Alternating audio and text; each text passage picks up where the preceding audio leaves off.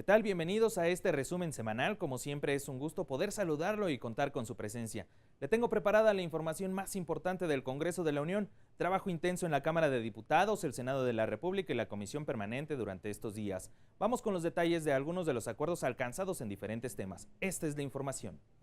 Debaten en el Pleno de la Permanente sobre trascendencia de la publicación en el Diario Oficial de la Federación del decreto por el que se expide la Ley General para prevenir, investigar y sancionar la tortura y otros tratos o penas crueles, inhumanos o degradantes. Ratifica Comisión Permanente nombramiento de Arturo Telles Llurén como Administrador General de Auditoría Fiscal Federal.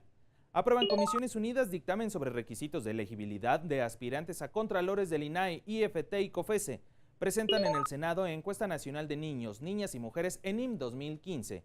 Presidente del Senado de la República reconoce pocas posibilidades de lograr los acuerdos para que se realice un periodo extraordinario de sesiones. De esta manera damos inicio con la información. Acompáñenme.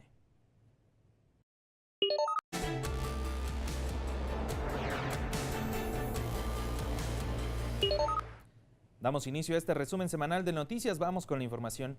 En la Comisión Permanente, luego de un acuerdo aprobado por el Pleno, se realizó un debate para referirse a la trascendencia de la publicación en el Diario Oficial de la Federación del decreto por el que se expide la Ley General para prevenir, investigar y sancionar la tortura y otros tratos o penas crueles, inhumanos o degradantes, y se reforman diversas leyes en la materia. Veamos cuáles fueron los argumentos planteados en el Pleno. José Alfredo Ferreiro Velasco, diputado del Partido Encuentro Social, dijo a nombre de su partido que con la publicación de esta ley, México se pone a la vanguardia mundial en la normatividad sobre el tema. Se trata de la culminación de un esfuerzo legislativo de gran calado por parte del Estado mexicano, vía el Poder Legislativo Federal, para poner a México al día y a la vanguardia por cuanto a los instrumentos normativos de protección a la persona humana, al armonizar la legislación doméstica con los tratados internacionales en la materia.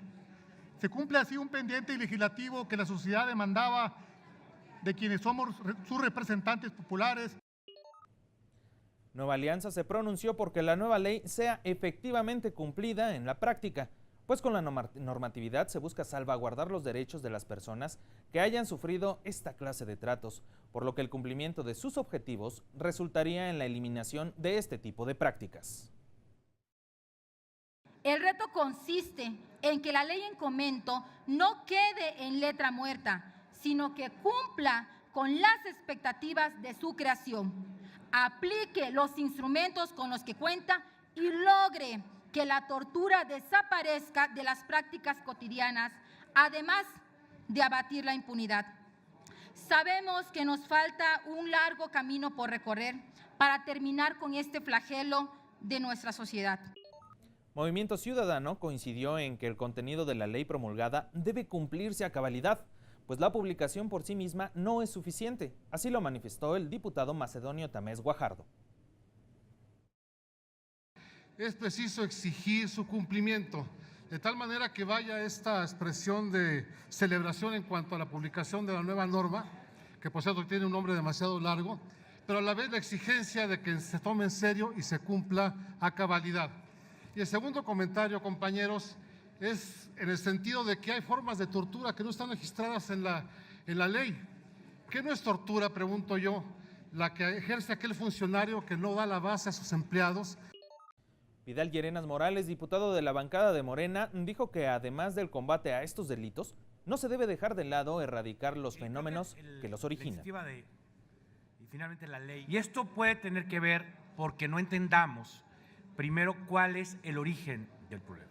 El origen del incremento de la tortura en México tiene que ver con la violencia relacionada con la guerra contra las drogas y todos estos años de enorme presencia militar en todo el país. Antes de la guerra contra las drogas, según las encuestas de En Prisiones Decide, más o menos 15% de las personas decían haber sido torturadas. Después de la guerra, alrededor de 50%. El Partido Verde Ecologista de México señaló la necesidad de corresponsabilidad y coordinación para obtener resultados efectivos en la implementación de la ley. Que este es el primer paso, pero su implementación implica enormes retos y quiero mencionar un par de ellos. Será necesaria la corresponsabilidad y la adecuada coordinación de los distintos órdenes de gobierno. Se requerirá del esfuerzo y voluntad de las entidades federativas para echar a andar las instituciones que en el ámbito de sus competencias les corresponda. Por ejemplo, la creación de unidades o fiscalías especializadas en la investigación de la tortura. Por el Partido del Trabajo, el senador Miguel Barbosa Huerta hizo un recuento de la labor legislativa que fue necesaria en ambas cámaras del Congreso de la Unión, desde las reformas secundarias hasta la promulgación de la ley. Acá en el Senado costó mucho trabajo, mucho tiempo y mucho trabajo, ¿sí? Poder acordar entre los grupos parlamentarios y el Ejecutivo Federal y la Comisión de Derechos Humanos y las organizaciones de la sociedad civil defensoras de derechos humanos fue un trabajo de un esfuerzo técnico y político muy importante, muy profundo, muy profundo. La Cámara de Diputados, cuando recibió el producto legislativo, la minuta que le enviamos de Cámara de Senadores, hizo lo propio. El PRD recordó que la discusión de esta ley tomó 2 años, pero destacó que ese tiempo permitió generar un amplio debate entre la sociedad civil, especialistas, organismos internacionales y nacionales, legisladoras y legisladores, así como representantes del gobierno federal, para combatir un crimen con índices de impunidad del 96.6%. También es un avance relevante. De acuerdo al informe de seguimiento sobre México del relator especial sobre tortura de 2017, la unidad especializada en investigación del delito de tortura de la PGR solo obtuvo 19 órdenes de aprehensión respecto de 4.715 expedientes. Desde el PRD vemos con agrado que finalmente las víctimas de esta infamia no estén indefensas y llamamos a mantenernos en alerta para vigilar la correcta aplicación de la ley. El PAN indicó que la ley busca la coordinación de los 3 órdenes de gobierno para combatir la tortura. Establece las condiciones para su investigación, prevé la creación de fiscalías especializadas en la materia, implementa indicadores de medición y busca proteger los derechos de quienes han sufrido estas prácticas. Que México ha iniciado un largo camino hacia la consolidación de nuevas instituciones en materias de justicia y seguridad, donde el principio rector sea el respeto a los derechos humanos. Este camino nos debe llevar a contar con un sistema de justicia que efectivamente permita el acceso a la justicia y que las instituciones de seguridad y procuración de justicia deben transformarse de lleno para privilegiar la investigación científica en su indagatoria criminal. Finalmente, el PRI resaltó que la tortura ha sido un tema previsto desde la Constitución de 1917 y posteriormente en la reforma constitucional en la materia de derechos humanos de 2011. Asimismo, reiteró que la tortura es una práctica que no puede permitirse bajo ninguna circunstancia. Bastante tiempo, yo me traje un cartón que saca Amnistía Internacional, muy interesante, de cómo México se pone en otro nivel. Su definición de tortura cambió totalmente, pero además no es una ley solamente y escueta.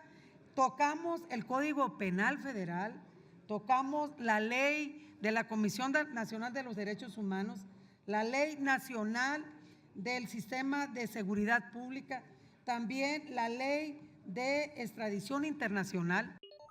En otro tema, el Pleno de la Comisión Permanente ratificó por unanimidad de 33 votos a favor el nombramiento del Ejecutivo de Paulo Arturo Telles Llurén como Administrador General de Auditoría Fiscal Federal del Servicio de Administración Tributaria de la Secretaría de Hacienda y Crédito Público. Después de valorar su conducta personal y laboral, así como su experiencia profesional, conocimiento en la materia, vocación y probidad, consideramos que es apto para desempeñarse como Administrador General de Auditoría Fiscal Federal con responsabilidad y dedicación en beneficio de nuestro país. Luego de su ratificación, el funcionario rindió protesta para ejercer su nuevo cargo. Ciudadano Paulo Arturo Telles Llurén, protesta guardar y hacer guardar la Constitución Política de los Estados Unidos Mexicanos, las leyes que de ella emanen y desempeñar leal y patrióticamente el cargo que se le ha conferido de Administrador General de Auditoría Fiscal Federal del Servicio de Administración Tributaria de la Secretaría de Hacienda y Crédito Público, mirando en todo por el bien y prosperidad de la Unión. Sí, A la Junta de Coordinación Política de la Cámara de Diputados turnaron la lista de candidatos aptos para titulares de órganos internos de control del INAE, la COFESE y el IFT. Los detalles después de esta pausa, no le cambie.